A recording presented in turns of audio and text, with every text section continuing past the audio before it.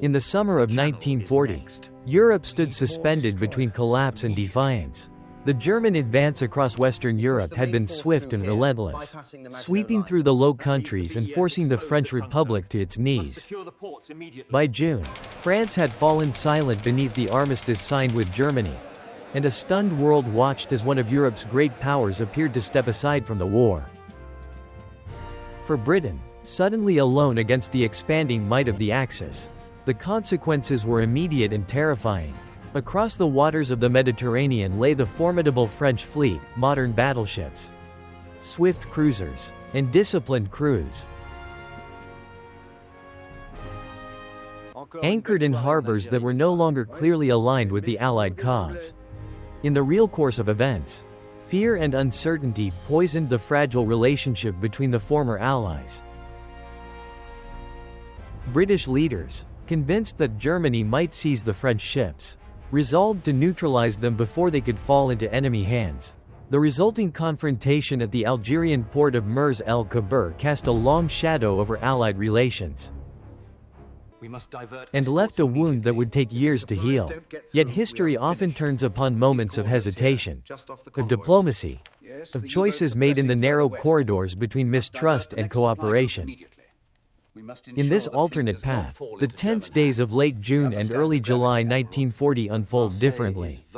Instead of suspicion hardening into confrontation, discreet negotiations open between British envoys and senior officers of the French Navy. Messages move quietly through diplomatic channels, carried by intermediaries determined to preserve the alliance that had endured the first months of war. At the center of the crisis stands Admiral François Darlan, commander of the French fleet, a proud officer and a determined guardian of naval honor. Darlan faces the grim reality that France's political leadership has chosen armistice. Yet he also understands that the fleet, intact, disciplined, and scattered across ports from Toulon to North Africa, remains one of the last instruments through which France might still influence the war. In London, Prime Minister Winston Churchill recognizes the same truth. Britain's survival may depend upon command of the seas. The Royal Navy remains the largest fleet in the world, but its commitments stretch across oceans, from the Atlantic convoy routes to the distant waters of the Indian Ocean. The arrival of a powerful French partner could transform the balance of naval power, particularly in the Mediterranean, where the Italian Navy threatens Allied supply lines and the Axis presses into North Africa. Through urgent exchanges and cautious assurances, a framework begins to take shape. Britain offers a guarantee unprecedented in wartime diplomacy. The French fleet will remain under French command, its flag and traditions preserved, but it will continue the war alongside Britain as part of a unified Allied naval command. Ships may operate from British-controlled ports if necessary, yet their crews will remain French, their officers answerable to their own chain of command. For the officers gathered aboard the great French battleships anchored at Mers-el-Kébir, Dunkirk, Strasbourg, Provence, and Britannia, the proposal arrives as both relief and challenge. Many had feared that the fleet might be ordered to stand idle under the terms of the armistice. Others worried that Germany might eventually demand control of the ships. The British proposal offers a third path, neither surrender nor passivity, but continued struggle upon the sea. After days of intense deliberation, Admiral Darlan issues a directive that echoes across the French naval commands. The fleet will not submit to German influence. Instead, under a special arrangement with Britain, French naval forces stationed outside metropolitan ports will continue operations against Axis powers.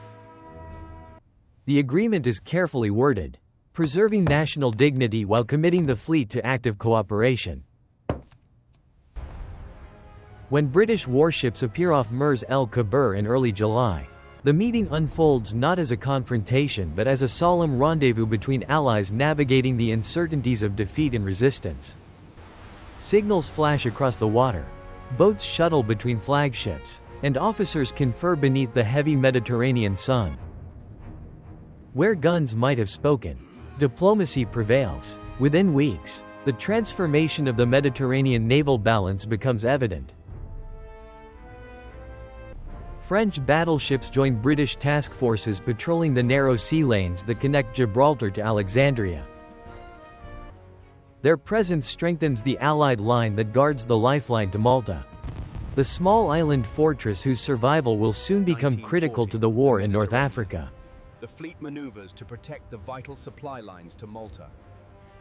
The Italian Navy, long confident in its numerical advantage within the Mediterranean, now faces a dramatically altered strategic landscape. Instead of confronting the Royal Navy alone, it must contend with a combined Anglo-French fleet whose firepower rivals any naval concentration in the region.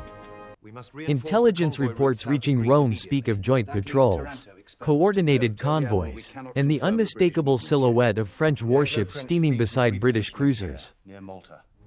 The psychological effect is immediate. Across the ports of the Mediterranean, from Alexandria to Gibraltar, Allied sailors witness the re-emergence of a partnership that many feared had died with the fall of France. French tricolors fly beside the white ensign, and the sight carries meaning beyond mere naval strength. It signals that the war, despite the disasters of 1940, has not yet extinguished the will of nations to resist. Strategically, the consequences begin to ripple outward. With additional capital ships available, Allied command can deploy more aggressive patrol patterns against Axis supply routes to Libya. Italian convoys transporting fuel, vehicles, and reinforcements to the armies of North Africa now face increased interception. The Mediterranean, once expected to become an Axis-dominated sea, instead evolves into a contested arena where Allied naval strength steadily asserts itself. At the same time, the presence of the French fleet provides Britain with breathing space in other theaters. Ships that might otherwise have been tied to Mediterranean duties can be reassigned to the Atlantic convoy struggle against German submarines. In a war defined by logistics and endurance, even small shifts in naval allocation carry enormous consequences. For the French sailors themselves, the decision to continue the fight reshapes their place in history. Though their homeland lies under occupation and the political future of France remains uncertain, the fleet becomes a floating fragment of national sovereignty. Each patrol, each convoy escort, each distant horizon carries the quiet assertion that France has not entirely vanished from the struggle. In North Africa, the impact becomes increasingly tangible, as British and Commonwealth forces prepare for the long desert campaigns against Axis armies. The steady arrival of supplies through Mediterranean routes becomes more secure. Fuel, ammunition, and reinforcements move under the protective umbrella of an enlarged Allied fleet. The cooperation also lays the foundation for deeper political consequences.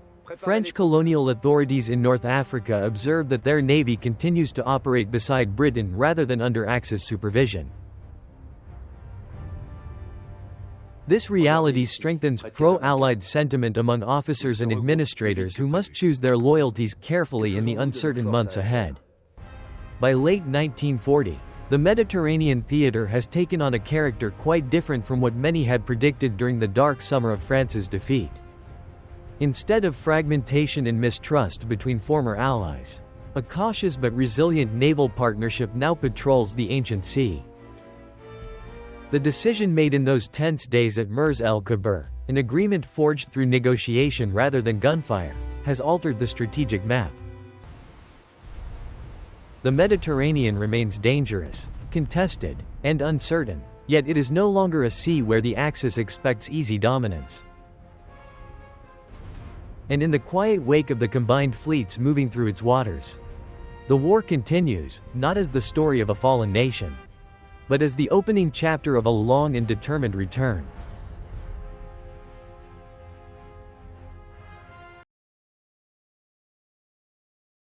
Thanks for watching. If you found this journey into alternate history fascinating,